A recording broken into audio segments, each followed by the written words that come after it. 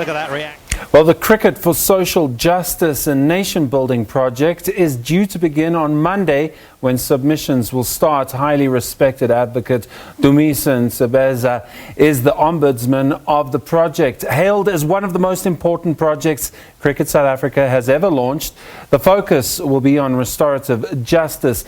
Joining us to talk about this project is Fumisa Ngqele, the legal advisor to the Independent Cricket Transformation Ombudsman.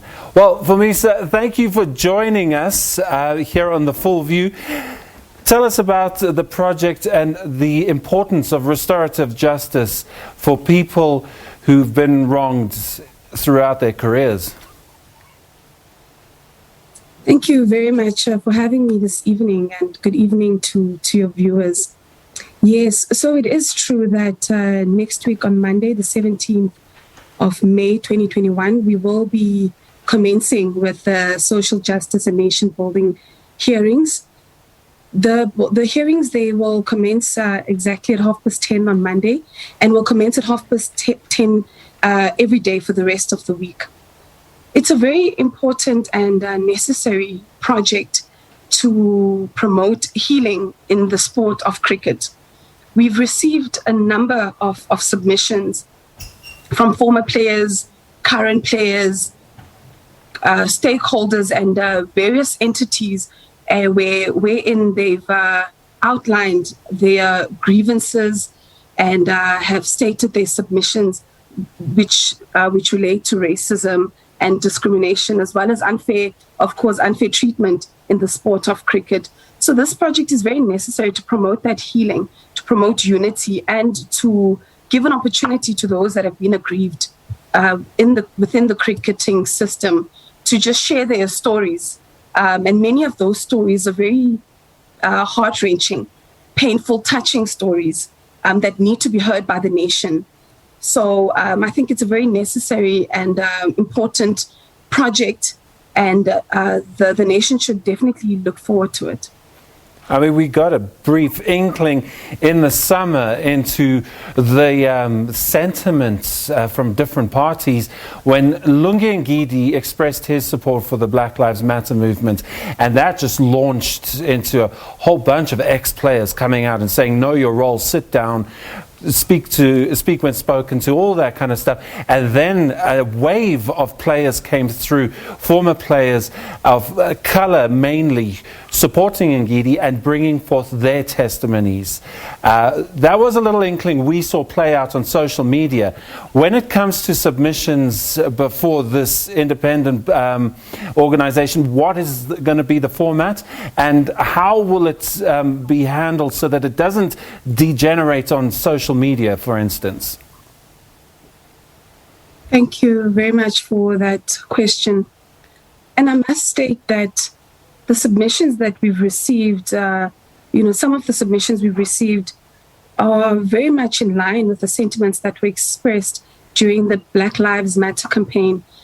It's similar utterances, similar submissions of, being treated unjustly within the system, being treated unfairly, just being discriminated against. There are many also just averments relating to, subtle racism.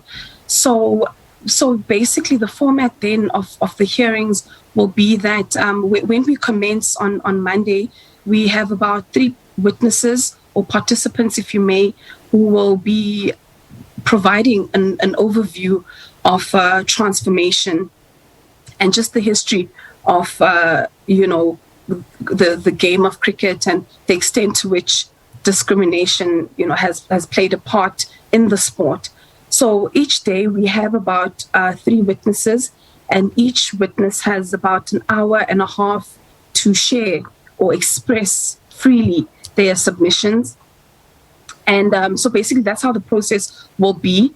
And following that process where every witness has expressed themselves, we have stated, the Office of the Transformation Ombudsman has stated that those whereby there are allegations made against them, adverse allegations made against them, they will have an opportunity to reply at a later stage and to also prepare a reply to those allegations. So there will be an opportunity for those people that are mentioned or perpetrators that are mentioned to reply.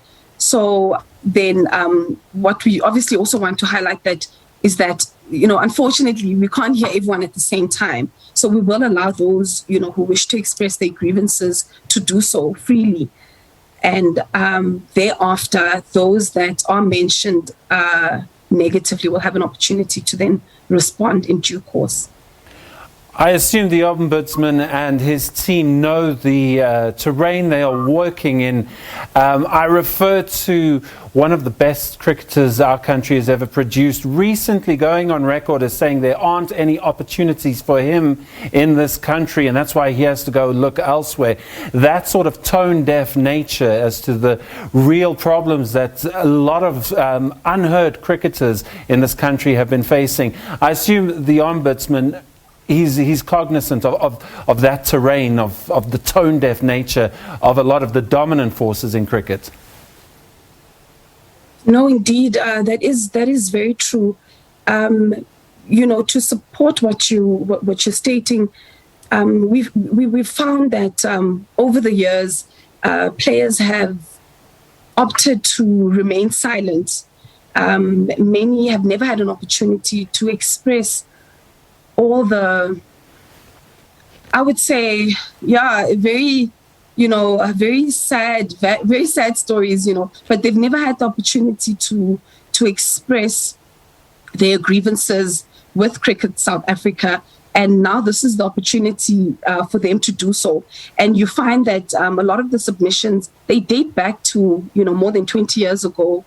Some are recent, as in, experiences just from last month. So the submissions obviously vary in that nature. But indeed, there has been, a lot of people have gone unheard. A lot of players have gone unheard over the years. And now it's time for them, to be heard, for their stories to be told, for the healing process to begin, for unity and reconciliation within the sport, to be promoted. Yes. Talk to us about the significance of having Advocate Dumisa Ntsebeza part of this. Why is he's a formidable name in terms of TRC justice? Tell us, what is his aims going to be when he comes into cricket? Thank you very much, Simon, for that question. So, Advocate Dumisa Ntsebeza SC is very he's the right man for the job. He has a lot of experience with truth, healing, and reconciliation commissions. He was part of the TRC, as you've quite rightly mentioned. He's also chaired a lot of other commissions. So he's able to.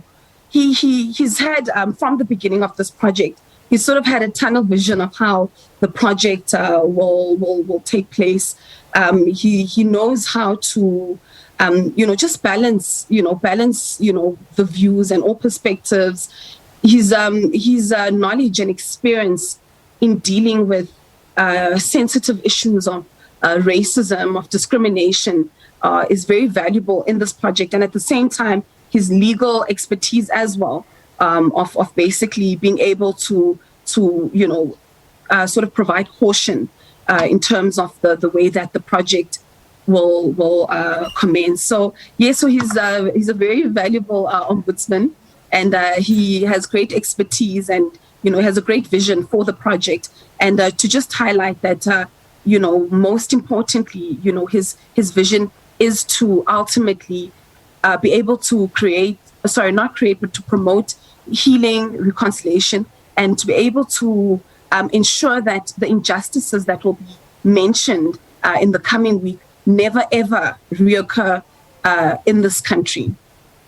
Now, in terms of witness submissions, how were they selected? Were they vetted? Are these testimonials based on merits? Let us know more about the procedure. Yes, Simon. The submissions, many of which have been personal experiences. So a lot of the accounts are personal experiences of injustice, of unfair treatment, of lack of opportunity, lack of being lack of being, so many players have stated that they were never just given opportunities to prove themselves. So definitely, you know, that is one of the dominant themes in the submissions. And so, yes, but the submissions mostly do center on personal experiences. Some submissions are based on observations and what other people have witnessed, you know, so it would be, you know, secondhand experiences as well. So I don't want to go into too much detail about the nature of the submissions, but I will say that there is definitely merit in many of the submissions that we have received, and just personal accounts. And, you know, of course, as you are aware, you know, in the process or during the hearings, each witness will give evidence under oath. So they will make an oath or affirm that the evidence that they're giving is the truth and the whole truth, nothing but the truth. That is, so that is to ensure that each witness is able to appreciate that their submissions will obviously carry a lot of weight. So it definitely needs to be the truth and a reflection of that. Fumisa Ngqele, legal advisor to Cricket Social Justice and Nation Building Project. Thank you very much for being with us. That all begins on Monday. That's your sport for the moment.